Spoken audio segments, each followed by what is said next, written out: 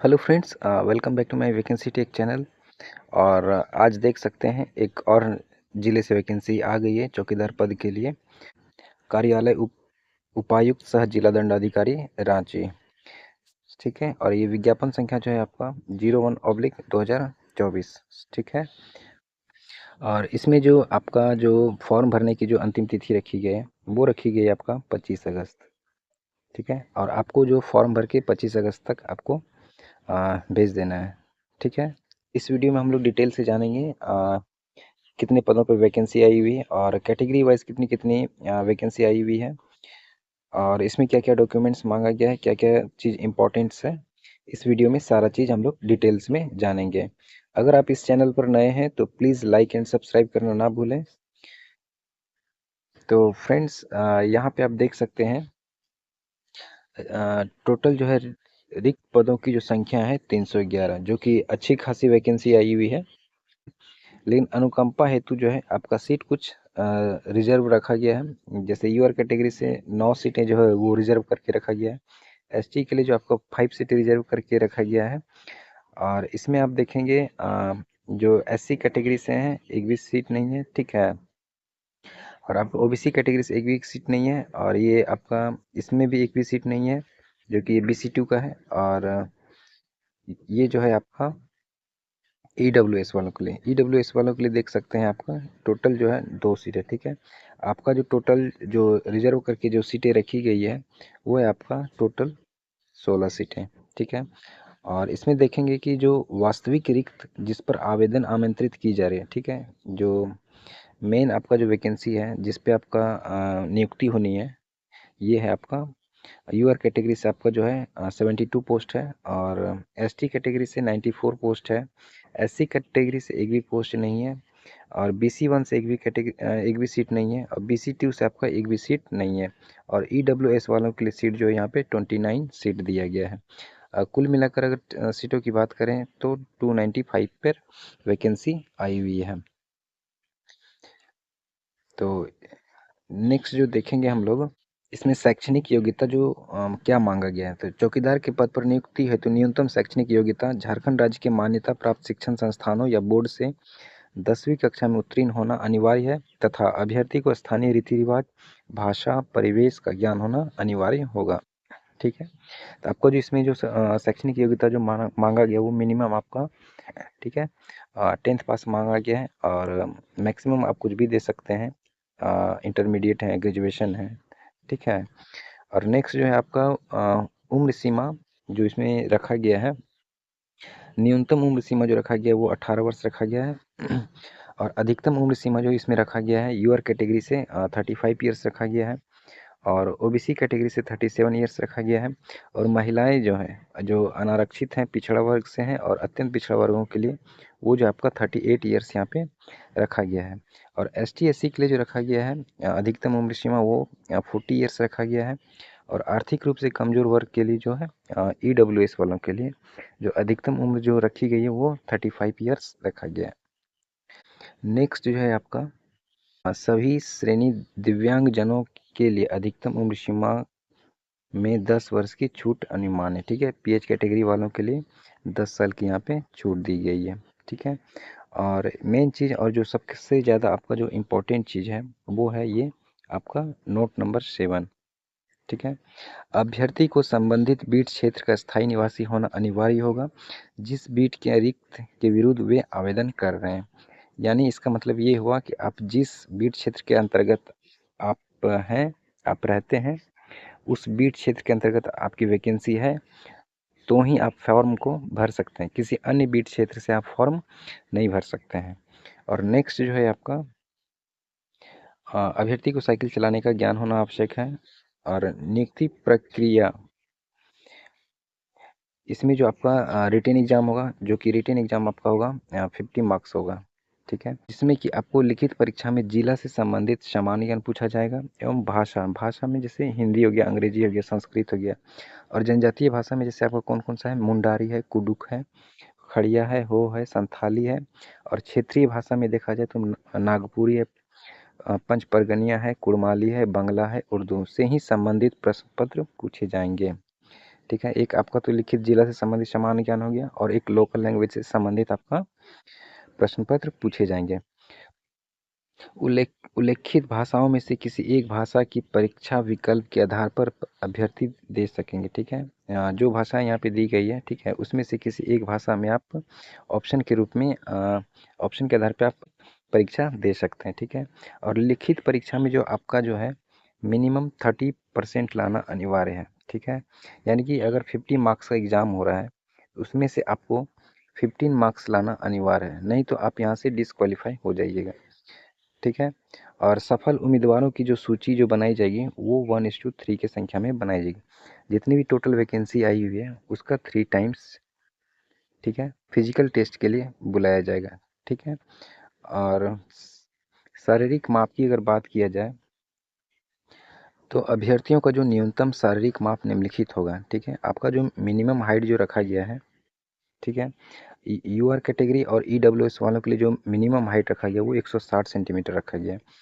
और पिछड़ा वर्ग और अन्य पिछड़ा वर्ग के लिए रखा गया आपका 160 सेंटीमीटर, एसटी एससी के लिए रखा गया 155 सेंटीमीटर, और महिलाओं के लिए जो रखा गया है मिनिमम हाइट वो है 148 सेंटीमीटर रखा गया है। और नेक्स्ट जो है आपका लिखित परीक्षा के पाठ्यक्रम में सामान्य ज्ञान और स्थानीय भाषा से संबंधित आपका 50 बहुविकल्पीय प्रश्नों, ठीक है, जिसके लिए 1.5 घंटे का समय होगा, ठीक है। आपका जो 50 क्वेश्चंस होगा वो आपका ऑब्जेक्टिव होगा, ठीक है, जिसमें भी आपको समय 1.5 घंटे का दिया जाएगा, ठीक है। और इसमें जो दिया गया है गलत उत्तर के लिए कोई अंक कटौती नहीं की जाएगी। आपका अगर कोई भी क्वेश्चन गलत होता है उसमें आपका नेगेटिव मार्किंग नहीं होगा, ठीक है।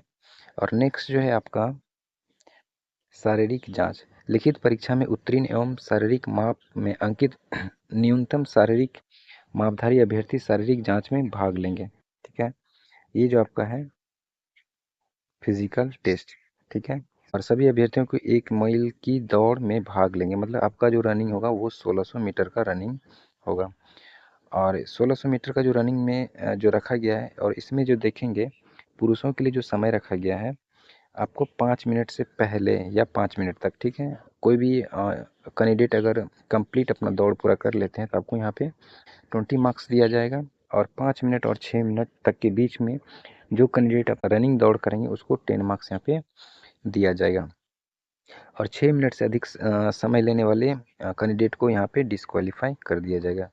और महिलाओं के लिए जो है आप जो समय देखेंगे वो जो है 8 मिनट या 8 मिनट से पहले जो महिलाएं अपना रनिंग कंप्लीट कर लेंगी उसको यहाँ पे 20 मार्क्स दिया जाएगा। और 8 मिनट और 10 मिनट तक के बीच में जो महिलाएं अपना रनिंग कंप्लीट करेंगी उसको 10 मार्क्स यहाँ पे दिया जाएगा। और जो महिलाएं 10 मिनट से ज़्यादा समय लेंगी उसको यहाँ पे डिस्क्वालीफाई कर दिया जाएगा। नेक्स्ट जो है आपका चौकीदार के रूप में कार्य करने वाले अभ्यर्थी को कार्य अनुभव के लिए वेटेज प्रदान की जाएगी। और इसमें जो देखेंगे जो कैंडिडेट पहले से अगर चौकीदार के पद पर काम कर रहे हैं, ठीक है, तो आपको प्रत्येक वर्ष के लिए 2 अंक दिए जाएंगे, ठीक है। और अधिकतम आपको कितना मिलेगा यहाँ पे 20 मार्क्स मिलेगा, ठीक है। मतलब एक वर्ष के लिए आपको 2 मार्क्स मिलेगा, मैक्सिमम आपको 20 मार्क्स दिया जाएगा अगर आप पहले से कहीं चौकीदार पोस्ट पे काम कर रहे हैं तो नेक्स्ट जो है आपका आपका जो मेरिट लिस्ट बनेगा, ठीक है, मेरिट लिस्ट जो बनेगा आपका एक लिखित परीक्षा के आधार पे बनेगा, एक फिजिकल टेस्ट के आधार पे बनेगा, और एक जो बनेगा आपका एक्सपीरियंस के आधार पे बनेगा। तो मतलब तीनों मिला के आपका जो है मेरिट लिस्ट बनाया जाएगा, ठीक है। नेक्स्ट जो है आपका मेडिकल टेस्ट, ठीक है, ये आपका मेडिकल टेस्ट होगा मेरिट लिस्ट निकलने के बाद। परिवीक्षा जो होती है यहाँ पे देखिए, परिवीक्षा जो है ये आपका प्रोबेशंस पीरियड है। स्टार्टिंग में आपको 2 साल के लिए नियुक्त किया जाएगा, ठीक है। और इस दौरान आप इस पद के लिए उपयुक्त पाए जाते हैं तो आपकी जॉब यहाँ पे परमानेंट कर दी जाएगी। अगर इस दौरान अगर आप इस पद के लिए उपयुक्त नहीं पाए जाते हैं तो आपकी अवधि 1 साल के लिए फिर से बढ़ा दी जाएगी। अगर इसके दौरान भी आप उपयुक्त नहीं पाए जाते हैं तो आपकी सेवा जो है इस केस में समाप्त कर दी जाएगी। नेक्स्ट जो है आपका वेतन। वेतन जो इसमें रखा गया है वो 1800 ग्रेड पे रखा गया है, ठीक है। और जिसका जो मूल वेतन कितना है वो 18,000 रुपये है, और समय समय पर देय और अन्य भत्ता भी आपको दिया जाएगा। आवेदन करने की जो प्रक्रिया है वो है आपको उपरोक्त योग्यता सह अर्हता रखने वाले उम्मीदवारों से विहित प्रपत्र में आवेदन पत्र, आवश्यक कागजात और शैक्षणिक अंक पत्र, प्रमाण पत्रों की स्व अभिप्रमाणित प्रति, ठीक है। ठीक है, इसमें आपको जो जब फॉर्म भर के जब आपको भेजना है तो उस लिफाफे में आपको कौन कौन सा डॉक्यूमेंट अटैच करना है। सबसे पहली बात जो आपको 10th का मार्कशीट, ठीक है। दूसरा चीज़ हो गया आपका रेसिडेंशियल सर्टिफिकेट, ठीक है। तीसरा हो गया आपका कास्ट सर्टिफिकेट, ठीक है। और चौथा जो हो गया अगर आपके पास कोई एक्सपीरियंस सर्टिफिकेट है, ठीक है। और अगर आप EWS कैटेगरी से आते हैं तो EWS सर्टिफिकेट, ठीक है। और इसके साथ आपको जो है पासपोर्ट साइज फ़ोटो, ठीक है। टोटल ऐसे 4 पासपोर्ट साइज फ़ोटो लगेगा, कलर फ़ोटो लगेगा, जिसमें कि आपका एक तो आपका एप्लीकेशन फॉर्म में लगा हुआ रहेगा, दूसरा आपका एडमिट कार्ड में लगा हुआ रहेगा, और और 2 जो है एक्स्ट्रा आपको इन्वेलप में डाल के, ठीक है, वो आपको इस एड्रेस पे, ठीक है, यहाँ पे देख सकते हैं प्रभारी उप समाहर्ता जिला सामान्य शाखा रांची, ठीक है। और रांची ब्लॉक ए, द्वितीय तल्ला, कमरा संख्या 209, ठीक है, में आवेदन जमा यहाँ पे आप जाके जमा कर सकते हैं।